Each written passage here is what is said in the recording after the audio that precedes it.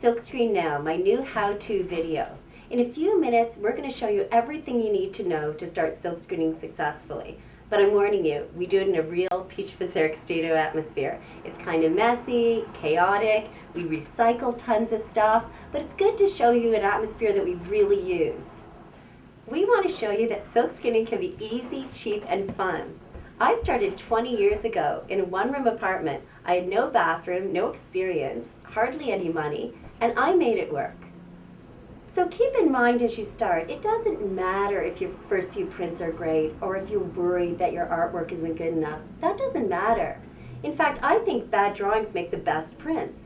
And it's the enthusiasm for what you're doing that's really going to come shining through for everybody who sees it.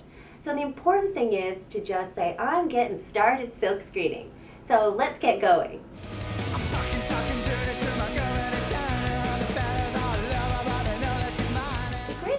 Silkscreen printing is you don't need much stuff to get started, and what you do need, you probably have kicking around, or you can borrow or from off somebody or get used. That's the way you make silkscreening really fun and affordable, is try to just use used stuff, recycle things, whatever you can do.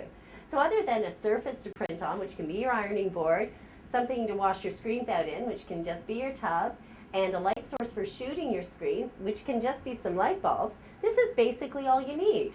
You need for the printing, you need a screen, some mesh to put on your screen, a staple gun to staple it, a few hardware things like a pair of pliers. I got these for $1 at a dollar store, a hammer, and things like that, and then stuff for printing like some ink and a squeegee. You don't even need a squeegee. You can just use a paint scraper. That's fine for printing when you get started. And a few art supplies for making your print. That can be as simple as a piece of cardboard, some regular paper and a marker, or some India ink. And basically, other than stuff to print like fabric and T-shirts, you're in business. That's all you need. Let it go, just let it go. I'll let it all right now, if you really must know. I need it so bad. Along with screens, you're going to need a print surface for printing on. And luckily, there's a lot of different ways you can do that. What we have is a permanent print table. And all you need to do is build a wooden table and try to build it as long as you can. So check out your space and just build the table as long as what will fit in the area. And then you have a lot of printing room. And basically, let me just take this apart a bit for you. Basically, we have the wooden table. Cheapest wood is fine. And then we have felt here. And if you can't find felt or it's too expensive, because it is kind of expensive, you can also put carpet under padding on top of the wood. And then just staple some cheap canvas on top. We are able to get canvas at such good prices because we don't care if it's stained. So we go places and we say, do you have any stained old canvas you want to get rid of? And you can get it at an amazing price that way. And then we just staple the canvas on top really tight. And we find that once you're printing, a lot of the ink ends up on the table. Every time you print, a bit of ink ends up on your print surface. Once our table gets really saturated in ink, we've got to recover it. So we pull all the canvas off and we restretch another piece of canvas. We tend to do that about every 2 months because we do a lot of printing here. And the cool thing is, we don't throw that canvas out. We make it into things that we sell. I'll show you some examples. It's kind of fun. This is what this jacket is. That's the print table. Isn't that cool? And we even make little organizers and really cute recycled bags. I mean, who doesn't need a recycled canvas bag to carry things around in? I think these things are beautiful. So don't throw out your canvas, make it into things. It's fun. Okay, so if you don't want a permanent print table, let's say you just want to print on your kitchen table when you're not using the table for other things. Make yourself a temporary table. What you do is just measure your table and then get some canvas cut in the same dimensions as your table. This is what we did here. And then make it into like a big pillowcase. Then we fill the pillowcase or your canvas bag with carpet under padding. And then you just need to have grommets on the side so you can bungee cord it to your table. And you don't need to get as fancy as grommets in it. You can just rip little holes on the side of the canvas, then tightly bungee cord it to your table. Use the surface for printing, and then when you're done printing and you want to have your dinner or whatever, just fold it all up and throw it in the closet. And these are a great way to have a temporary print table that'll work amazingly if you've got a small space and you don't want to build a print table. So try that. It's easy. So another way you can print, if you don't want to sew together a print pad, a temporary print pad, you can use your ironing board. So basically, you just have your crazy old ironing board, and it's good for printing t-shirts actually, because all you need to do is slip the t-shirt over the ironing board and pin it down, and you can print it. So you can do that too. Just make sure you're using a good padded surface. So a nicely padded ironing board, build a print table, or make your temporary print pad and stick it on your kitchen table or whatever. And that's all you need. You're going to need an area to wash out your screens. And there's a few different ways you can do that. What we did, and I think this worked so well, is we got an old tub from a wrecking yard. So if you can get your hands on an old tub, why not recycle it? So this wonderful tub I've had for about 20 years now, still holding up good. Tubs are great to use because there's a big area inside to put your screens, obviously. If it can fit a person, it'll fit your screens. And there's a good, drain for the water to drain down. So it's really great. We just propped ours up on a wooden area here, so it's a good height for us. So you just build some wooden thing to hold it, and then just have some spray hose. Just a cheap garden spray hose is all you need for washing out your screens, and that's a great way to wash your screens. But of course, you might have a smaller area to work in. One thing I used to do, if you can believe this, when I first started silk screening, I had an apartment with no bathroom. Made it really cheap, and I shared the bathroom with the other apartments in the building, and I actually washed out my screens in the communal bathroom tub with a hair washer hose. Luckily, the people in the building, for some weird reason, didn't really seem to care that the tub was always filled with ink. So I had the right tenants in the building, as they say. So there are other ways you can wash out screens too, other than just using your home tub if you're like me and low maintenance. Get a used tub and build a washout area. Or there's one other way I want to show you that's really cool. So let's go in my apartment and I'll show you another way that you can have a really simple washout area. Come on in. And now you get to see my cute bathroom. We want to show you a really easy way to wash out screens. All you need to do is get one of these washout tubs from the hardware. They're not expensive. And you stick it right over your toilet.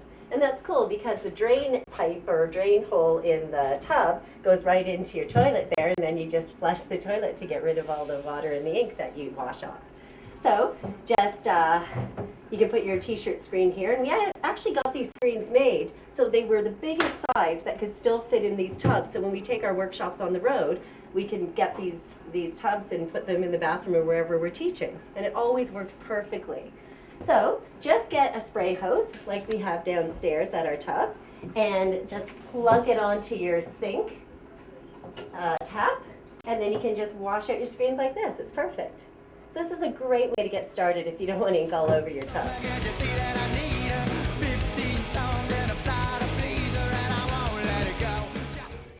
So probably the most important piece of equipment for a silk screener is your screen. And there's lots of different ways you can have a screen. One is, this is what we do, is we have somebody build them for us. If you're at all a good word worker, you could do it yourself. But I just put an ad on Craigslist or something, and it's really easy to get someone who works with wood and can make you screens at a good price. So that's what I do to get my screens. Also, in the past, I've done things like just been given screens or found screens in someone's garbage. You won't believe how many silk screens or things you can use as silk screens you can find if you look around. This one I probably got like 15 years ago when it was a used screen already that someone thought was too used and threw it out. I've been using it for years ever since, and I will keep using it till it just disintegrates.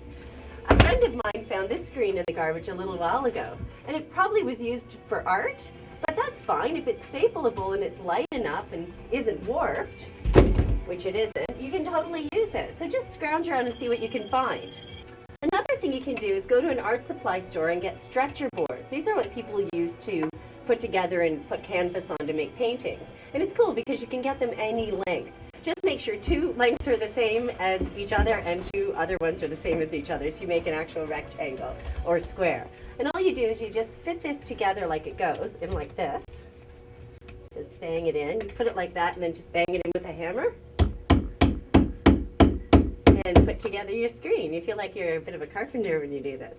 So put together a frame and you can use that.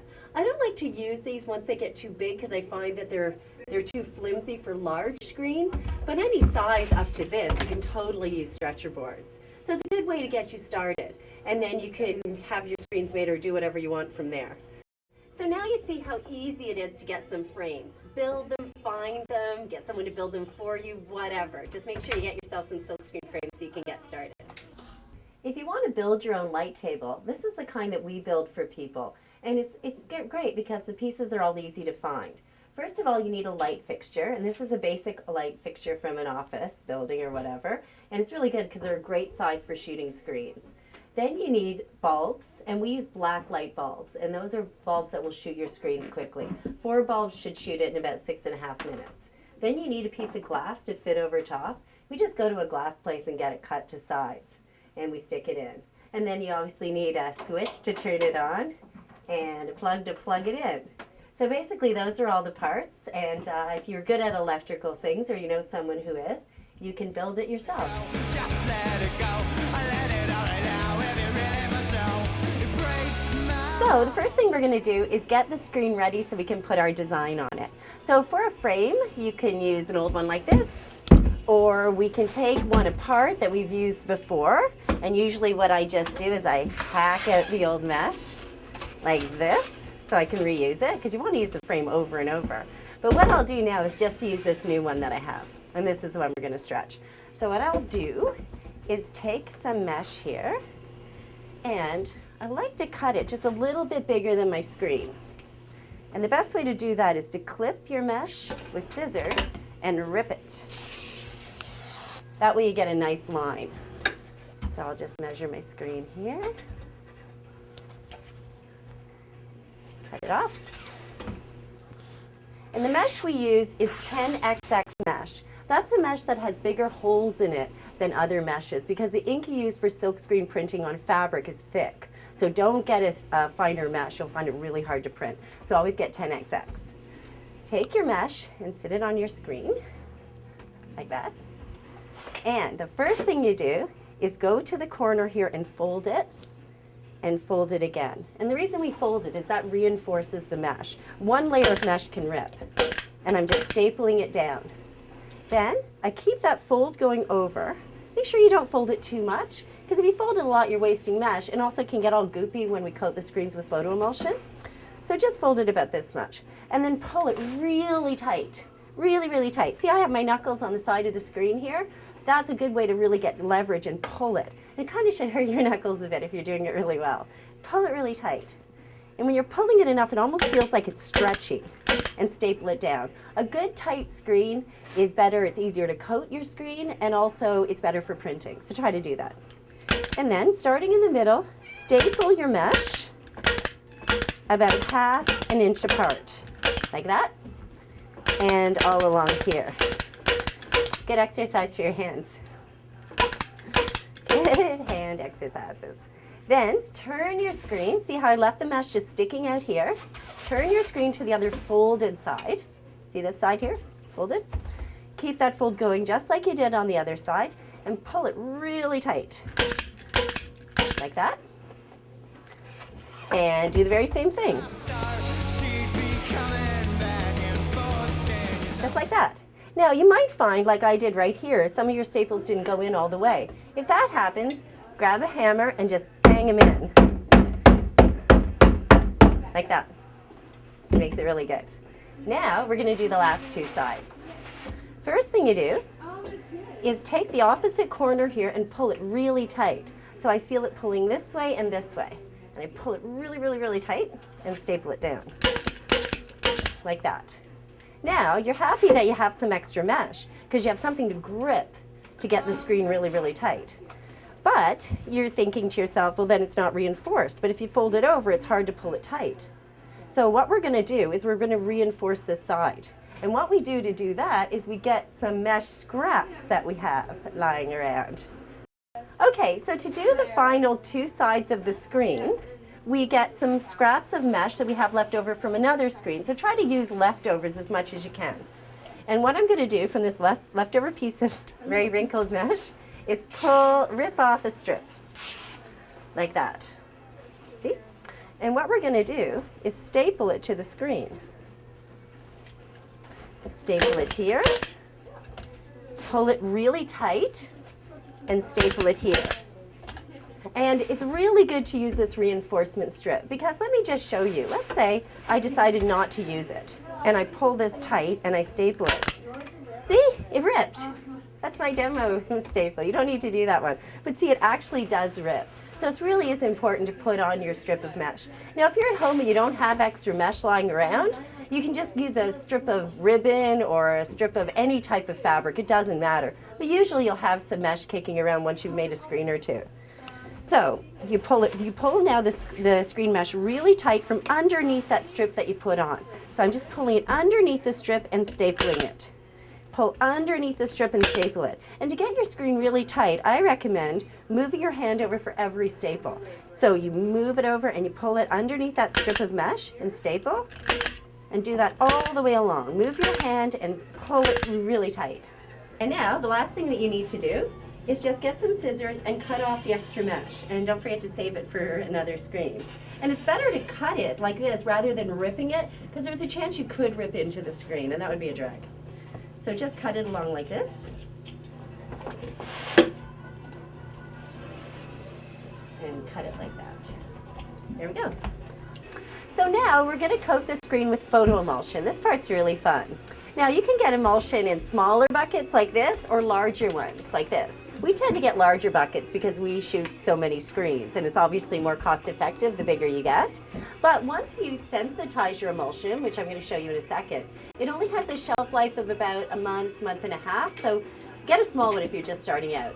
And in hot weather, keep it in the fridge. We learned that the hard way. Any temperature above 28 degrees, I would put it in the fridge to keep it there. But when it's cooler, it doesn't matter. Okay, so when you get the emulsion, it comes with a little bottle like this. And I've heard about people who throw these out because it seems empty. But it's actually got a little bit of powder in the bottom. And what you're going to do is open it up, fill it 3/4 full about with warm water, put the top back on, and shake it around like this to mix it all and pour it in this bucket. So I'm going to get my beautiful assistant, Nicole, to go take this bottle and fill it with warm water. Thank you very much. Well, here she is. That was quick. So what we're going to do is open up this emulsion. See what a beautiful color it is? It's that eyeshadow shade you're always trying to find, right? Okay, so what Nicole's going to do is she's just going to pour the sensitizer into the bucket. Beautiful job. Beautiful job. And now we're just going to mix it. And the cool thing is as you mix it, it changes color, so you know when you've mixed in enough. Be patient. It takes a while to mix your emulsion properly. But the good part is you'll be able to tell when the emulsion's one uniform color that you're done. It'll take you about 5 minutes to mix it well.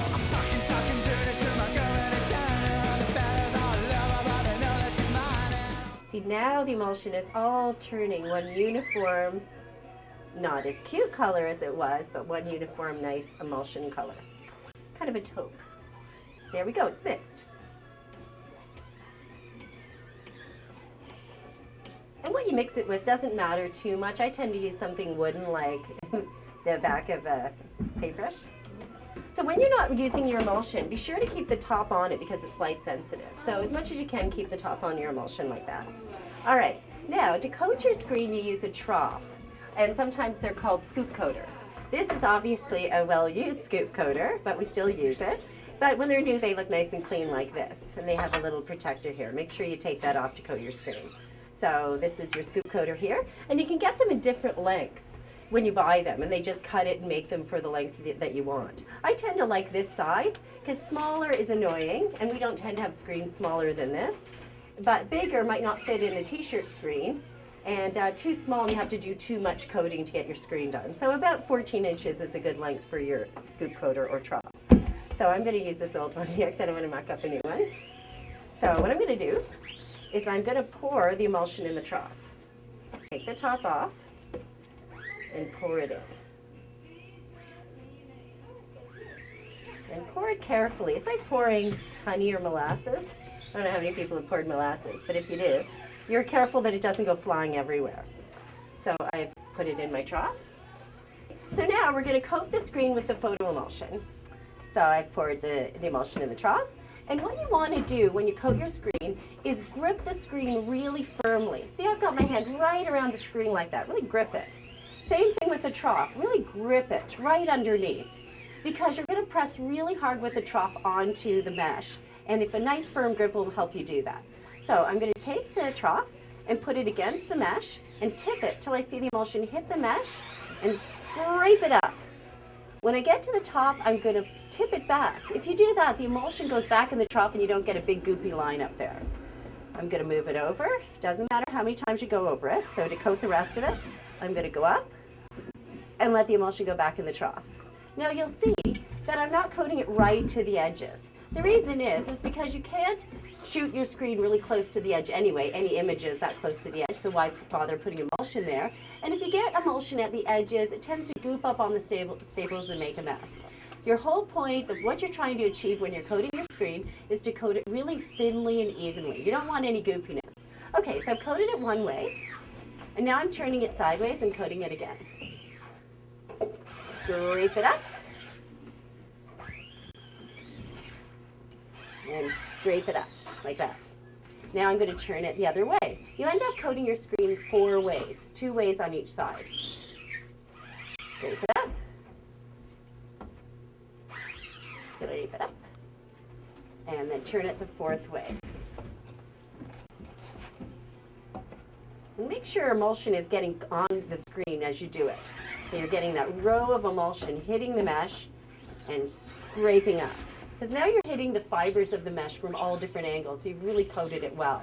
Now, after I coat the screen, see, make a mental note of what it looks like. That's too much emulsion. We find that they shoot way better with less emulsion. So after doing that, if you get any little bits of mesh, just pull them off.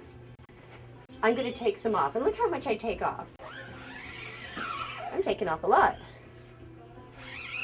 So make sure you do this. To me, this is a really important stage of getting your screen ready to shoot your image onto it. And I'm actually going to do it one more time. Now don't worry if your screen's all goopy the first few times you coat it.